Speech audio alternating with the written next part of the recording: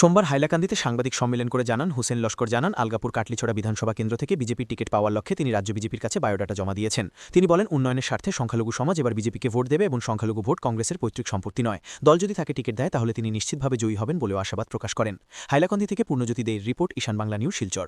আমি জানুন লস্কর, বিজেপির সংখ্যালঘু মোর্চার কার্যনির্বাহক।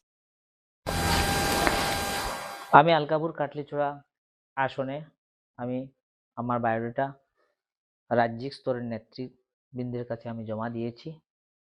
সেটা আমার মাননীয় মুখ্যমন্ত্রী হিমন্ত বিশ্ব শর্মা মহাশয়ের নজরে আছে। এটা বিরোধীদের কথা, এটা বিরোধীরা এরকম তাদের আর কোনো কাম নেই। তো তারা উন্নয়নমূলক কাজকর্ম রাজনীতি করতে জানেই নি। বিগত 70 বছর ওরা কি করেছে? ওরা গাড়ি করেছে, বাংলো করেছে, জমি কিনেছে, ওদের নিজের মানুষকে চাকরি দিয়েছে, এপিএসসি কেলেঙ্কারি করেছে, যে কোনো ফরেস্ট ডিপার্টমেন্টে চাকরিতে কেলেঙ্কারি করেছে, সব ডিপার্টমেন্টে চাকরিতে কেলেঙ্কারিতে জড়িত এই কংগ্রেস নেতা মন্ত্রীর নাম। আজকে দেখুন 2016 পর থেকে আপ টু 2025-26 চলে, আজকে যতগুলো চাকরি হয়েছে হিমন্ত বিশ্ব শর্মা মহাশয়ের নেতৃত্বাধীন এই বিজেপি সরকারে। আজকে এপিএসসি কেলেঙ্কারি কংগ্রেস সরকারে ছিল, আমার বিজেপি সরকারের সময় এপিএসসি নিট এন্ড ক্লিন হয়েছে, ফরেস্ট ডিপার্টমেন্টে নিট এন্ড ক্লিন জব হয়েছে, third grade fourth grade neat and clean job হয়েছে।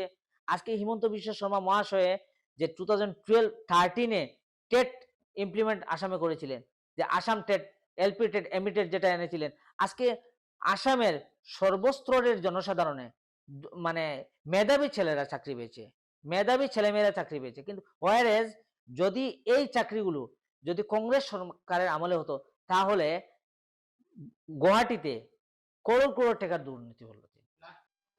আমি একজন বিজেপির কর্মী, বিজেপির হয়ে কাজ